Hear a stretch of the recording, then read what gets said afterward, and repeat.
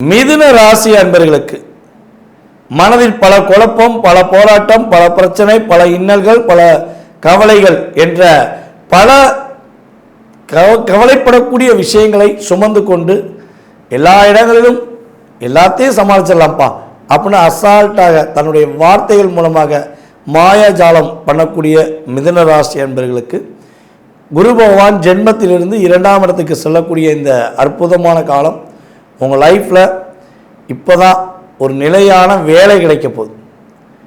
உறுதியாக வேலையில் பல தடவை மாறிட்டீங்க, வேலையில் பல பிரச்சனையை சந்திச்சிருப்பீங்க.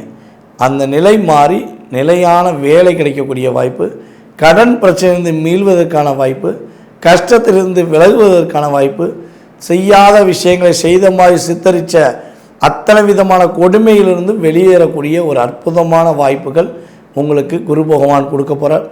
எவ்வளோ பெரிய பிரச்சனையாக இருந்தாலும் மலை போல் இருக்கிற பிரச்சனை மடுகு போல் மாறக்கூடிய, கடுகு போல் மாறக்கூடிய அளவுக்கு உங்களுக்கு குரு பகவானுடைய பார்வை உங்களுக்கு சிறப்பை தரப்போகிறது.